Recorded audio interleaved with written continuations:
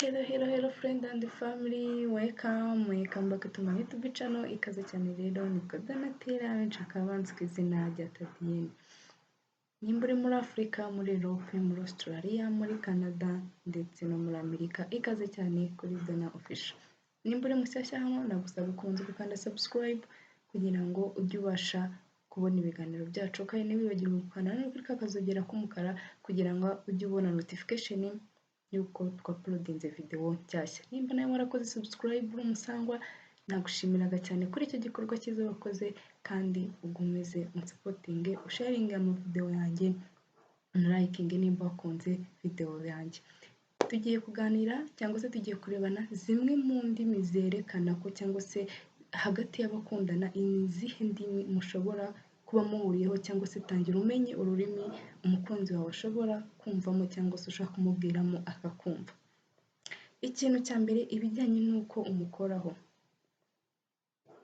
Ikintu cya mbere ibijyanye n'uko umukoraho ariko atari ukuvuga ngo kwa kundi ukora ku muntu ukaba warengera nawe ushyira mu kumwubaha kandi umuntu ukunda burya uba umwubaha. Uburyo umukoraho, uburyo umwereka ko muri kumwe either mu kuba wamuhobera, mu kuba cya gihe yenda ababaye ukaba wamuhumuriza umuhobeye, cya gihe nyine atishimye ukamenya uburyo umufatamo, ukamenya uburyo umubwiramo bitewe n'uko uri kugenda muri kumwe cyangwa se mukaba muri nko kwambuka umuhanda ukamufata ikiganza cyangwa se muri kugenda ukaba wamufata ikiganza. Tangira umenye uburyo wamukoraho ariko nanone utarengereye. Nanone kenshi abagabo cyangwa se igitsina gabo hari igihe gishobora guprofita muri ubwo buryo ari ukugira ngo aganishe ku bindi bintu, ariko nawe mukobwa itonde cyangwa se genzura, nimba nabyita ugira ahantu ugarukira cyangwa se ugira umurongo ngenderwaho.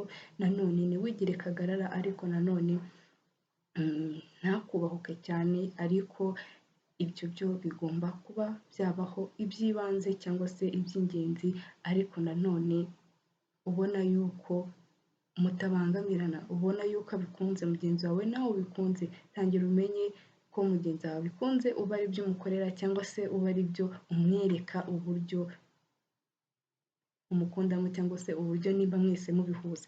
Ikintu cya kabiri rero, cya gihe muganira cyangwa se cya gihe mugira igihe cyo guhana ku mwanya wo kuba mwaganira mwajya muri public places, ntabwo mvuze ngo mwihishe ariko mujye ahantu hagaragara cyangwa se mube mwaganira ku bintu byanyu, ku rukundo rwanyu, ibyo mubona bitagenda mube mwabikemura, bya bindi byose wumva ko abakundana baganira kandi mu kinyabupfura kandi mwerekana ko mwese mukundana muri ku ipaji imwe cyangwa se muri ahantu hamwe mwumva ibintu kimwe, kwa kundi ubona umuntu kuko muhuza ibintu byinshi kandi mukaba ari nk'ibikorwa mubishyira mu bikorwa, apana kubivuga mu magambo gusa bikarangirira aho mwicaye cyangwa se bikava mu gutwi kumwe bigahunguka mu kundi bihita bigenda.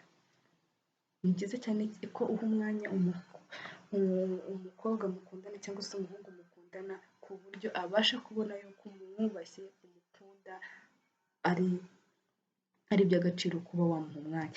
Ikintu cya gatatu, serivisi cyangwa se uburyo umufashamo, uburyo ushaka kumufashamo atabigusabye cyangwa se atakubwiye, cya gihe uvuga ngo mfite ikibazo cyangwa se cya gihe umukemurira ikibazo atabikubwiye. Afite business runaka ushobora kumutungura yenda ukamusapotinga mu buryo bw'ibitekerezo cyangwa se mu buryo bw'amafaranga uba uyafite, ariko uburyo cya gihe umufashamo atabiteganyaga cyangwa se atarabyiteze, icyo gihe ntabwo ni urundi rurimo ushobora gukorera umukunzi wawe kandi ukabasha kumenya nimba abasha kubyumva neza.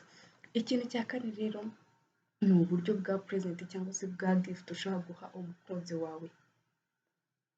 Tangira abakobwa kenshi cyangwa se urugero runini rw'abakobwa bakunze kumva yuko abahungu bakundana cyangwa se abagabo bakundana bagomba kubaha Imana ari nk'itegeko, ariko nanone si itegeko. Nanone ugashaka kuba wabisubirizamo cyangwa se ukagomba kuba wakwigaragaza nabi, yenda urashaka telefoni, inkweto se, imyenda se, bya bindi byose wumva ushaka ukaba wabicisha mu buryo bwo gusaba, ari gusaba present, nta muntu asaba present, ahubwo umuntu bari kumwe niwe ureba yuko bikenewe cyangwa se niwe ureba no mu mufuka we cyangwa se mu bushobozi bwe, ese nshobora kuyigura, ese byagenda gute?